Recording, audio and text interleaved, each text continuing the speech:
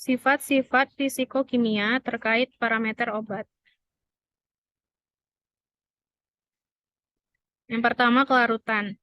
Nah, jadi larutan itu terdiri dari atas zat yang dilarutkan atau yang disebut solut dan pelarutnya, yaitu solvent. Nah, kelarutan itu adalah nilai konsentrasi maksimum yang dapat dicapai oleh suatu zat dalam larutan. Jadi, kelarutan itu digunakan untuk menyatakan jumlah maksimum zat yang dapat larut dalam larutan jenuh. Nah, istilah kelarutan ini sangat banyak kita temukan dalam kehidupan sehari-hari. Misalnya pada saat kita mengkonsumsi obat, nah misalnya kita melarutkan serbuk obat itu dalam air. Nah, dengan demikian tuh artinya kita udah membuat eh, suatu larutan, yaitu obat dengan air, dan larutan tersebut akan terurai menjadi ion-ionnya. Nah, akan tetapi jika serbuk obat itu ditambahkan lagi, eh, maka tidak dapat larut lagi dalam air. Nah, yang artinya larutan itu telah jenuh dan membentuk kesetimbangan. Nah, kemudian jenis-jenis larutan. Jadi larutan ini memiliki tingkat kejenuhan. Yang pertama itu ada larutan tidak jenuh, yang artinya larutannya itu masih dapat melarutkan zat larutnya pada suhu tertentu. Contohnya itu NaCl dalam air. Nah, saat saat kita menambahkan 1 sendok teh garam ke dalam segelas air, nah, maka garam itu akan mudah larut di dalamnya. Nah, kemudian ada larutan jenuh, yaitu suatu larutan dengan jumlah zat terlarut atau molekul atau ion yang telah maksimum pada suhu tertentu. Contohnya itu ketika kita melarutkan garam dalam air, tapi kita tambahkan dalam jumlah yang banyak.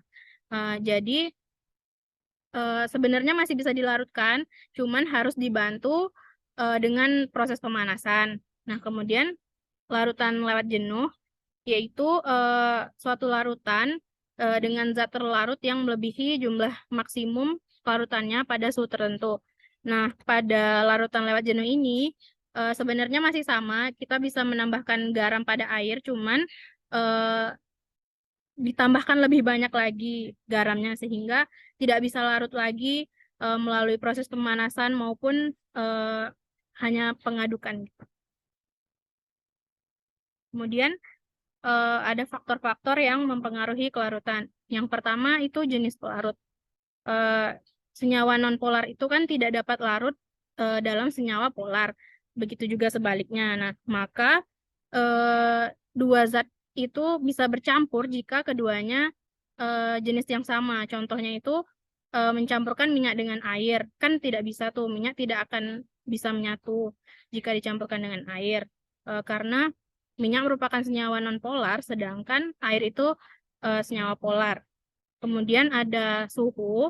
Nah, jadi kelarutan suatu zat itu dipengaruhi juga oleh suhu. Yang mana semakin tinggi suhu suatu larutan, maka jarak antar molekul zat padat ini menjadi semakin renggang. Nah, kemudian hal ini juga yang menyebabkan ikatan antara zat semakin mudah terlepas oleh gaya tarik molekul air, sehingga zat tersebut mudah larut. Contohnya itu pada saat kita melarutkan gula ke dalam air, nah gula akan mudah larut di dalam air panas dibandingkan pada air dingin. Nah, kemudian pengadukan, yang artinya dengan diaduk berarti tumbukan antara partikel-partikel dalam gula itu dengan pelarut itu akan semakin cepat. Singkatnya tuh dengan diaduk kita akan lebih mudah untuk melarutkan gulanya. Kemudian ada pH, yaitu eh, yang mana contohnya itu adalah asam oksalat yang saat dilarutkan ke dalam air akan melepaskan ion H+ dan ion C2O4 2-. Kemudian ion H+ dari air akan bergabung dengan ion oksalat C2O4 2- membentuk oksalat kembali H2C2O4 sehingga menambahkan kelarutan garamnya. Nah, kemudian di sini ada contoh kelarutan paracetamol. Jadi, paracetamol itu larut dalam 70 bagian air. Artinya, satu bagian paracetamol akan larut dalam 70 bagian air. Yang mana itu artinya agak sukar larut. Jadi, paracetamol itu agak sukar larut dalam air. Nah, kemudian larut dalam 7 bagian etanol, yang mana artinya satu bagian paracetamol itu mudah larut dalam 7 bagian etanol. Kemudian 13 bagian aseton. Jadi satu bagian paracetamol akan larut dalam 13 bagian aseton, yang artinya itu aseton dapat melarutkan paracetamol. Dan kemudian dalam 40 bagian gliserol. Jadi satu bagian paracetamol dapat larut dalam 40 bagian gliserol, dan eh, paracetamol dapat larut pada dalam 9 bagian propilen glikol. Nah, kemudian stabilitasnya terhadap pelarut paracetamol ini sangat stabil di dalam air. Lalu di sini ada koefisien partisi, di mana pada koefisien partisi ini adalah distribusi kesetimbangan dari analit antara fase sampel dan fase gas, dan kesetimbangan dari perbandingan kadar zat dalam dua fase. Nah, koefisien partisi ini dari obat tergantung pada polaritas dan ukuran dari molekul. Obat dengan momen dipol yang tinggi awalnya tidak terionisasi, mempunyai kelarutan dari lemak rendah, dan oleh karena itu sedikit terpenetrasi. Nah, koefisien partisi ini menggambarkan rasio pendistribusian obat ke dalam sistem pelarut dua fase, yaitu bahan organik dan udara. Bila molekul semakin larut lemak, maka koefisien partisinya semakin besar dan difusi transmembran terjadi lebih mudah. Lalu pada koefisien partisi ini tuh kecepatan absorpsinya itu sangat dipengaruhi oleh koefisien partisinya. Next slide. Nah, di sini ada jenis-jenis koefisien partisi, di mana ada koefisien partisi sejati atau TPC dan koefisien partisi semu atau APC. Pada koefisien partisi sejati ini, percobaannya tuh harus memenuhi syarat kondisi tertentu, yaitu yang pertama itu di mana antara kedua pelarut itu tuh benar-benar tidak dapat tercampur satu sama lain. Terus yang kedua itu bahan obatnya tuh solut atau mengalami asosiasi dan disosiasi.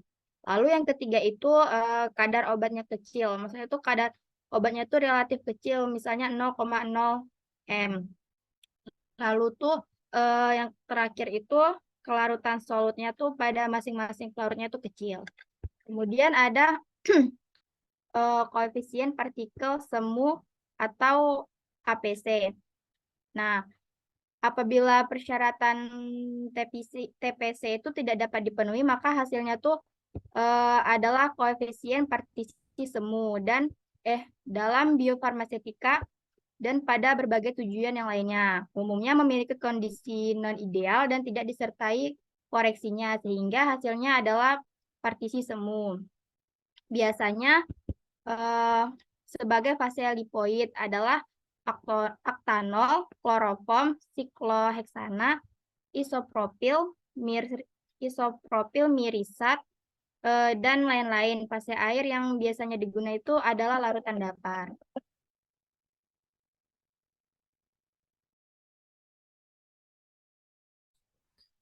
Nah, ikatan hidrogen. Ikatan hidrogen adalah jenis ikatan kimia yang terjadi antara atom hidrogen dan atom lainnya yang memiliki muatan parsial positif seperti nitrogen, oksigen, atau fluor. Ikatan ini terjadi karena perbedaan stabilitas antara asam hidrogen dan atom lainnya, sehingga elektron yang dimiliki oleh hidrogen cenderung tertarik ke arah atom yang lebih elektronegatif, sehingga terbentuk muatan parsial positif pada hidrogen dan muatan parsial negatif pada atom lainnya. Slide selanjutnya. Ikatan hidrogen sangat penting dalam berbagai aspek kehidupan, seperti dalam air, H2O, dan DNA. Dalam air, ikatan hidrogen memungkinkan molekul air untuk saling berikatan satu sama lain dan membentuk jaringan kristal yang padat pada suhu beku. Sementara pada suhu ruang air, cair tetapi mempertahankan struktur uniknya yang sangat penting bagi berbagai reaksi biokimia. Dalam DNA, ikatan hidrogen memainkan peran kunci dalam membentuk struktur heliks ganda yang memungkinkan molekul DNA menyimpan informasi genetik dan melaksanakan fungsi-fungsinya dalam organisme. Slide selanjutnya. Ikatan hidrogen memiliki peran penting dalam bidang farmasi, baik dalam pengembangan obat maupun dalam pemahaman interaksi obat dengan molekul target dalam tubuh. Beberapa contoh peran ikatan hidrogen dalam farmasi antara lain: 1. Pemahaman interaksi obat reseptor. Ikatan hidrogen dapat membentuk interaksi spesifik antara obat dan reseptor di dalam tubuh. Ini penting karena memungkinkan obat untuk berikatan dengan reseptor dengan kekuatan yang cukup untuk mengeksploitasi mekanisme kerja secara optimal. Kedua, pengembangan obat. Ikatan hidrogen juga dapat digunakan dalam pengembangan obat. Contohnya, perancangan obat dapat dimodifikasi untuk meningkatkan atau mengurangi jumlah ikatan hidrogen pada molekul, sehingga dapat meningkatkan stabilitas dan efikasi obat. Ketiga, stabilisasi protein.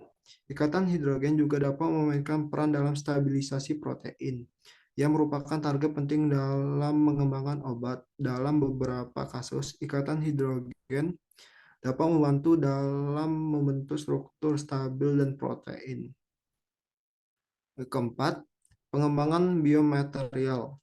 Ikatan hidrogen dapat digunakan dalam pengembangan biomaterial seperti pada pembuatan hidrogel yang sangat penting dalam pengiriman obat, pemulihan luka, dan lain-lain. Slide selanjutnya. Kompleksasi. Kompleksasi adalah proses pembentukan kompleks atau senyawa koordinasi antara suatu molekul pusat, biasanya atom logam, dan satu atau lebih molekul ligan, molekul lain yang mengikat dengan molekul pusat. Kompleks yang terbentuk dapat memiliki berbagai sifat dan aplikasi dalam berbagai bidang, termasuk kimia, farmasi, katalis, dan industri. Pembentukan kompleks terjadi melalui reaksi koordinasi di mana suatu ligan berikatan dengan molekul pusat. Melalui pasangan elektron yang dibagikan, biasanya molekul pusat memiliki orbital yang kosong yang dapat menerima pasangan elektron dari ligan yang mempunyai orbital terisi. Slide selanjutnya. Ikatan hidrogen dalam farmasi. Beberapa contoh kompleks yang terbentuk dalam senyawa kompleks logam seperti kompleks besi dan kompleks hemoglobin, kompleks platinum dan dalam kromaterapi, dan kompleks cobalt dan kapitalis. Kompleksasi memiliki peran penting dalam pengembangan obat dan aplikasi farmasi lainnya. Beberapa contohnya peran komplikasi dalam farmasi antara lain: 1. Peningkatan kelarutan obat. Peningkatan kelarutan obat-obatan dengan kelarutan rendah dapat diubah menjadi senyawa kompleks dengan ligan tertentu untuk meningkatkan kelarutan dalam air atau larutan lainnya. Contohnya, obat-obatan seperti cotonazole dan grisefulvin dapat diubah menjadi kompleks dengan beta-cyclodextrin untuk meningkatkan kelarutan dan efektivitasnya. Kedua, pelindungan obat.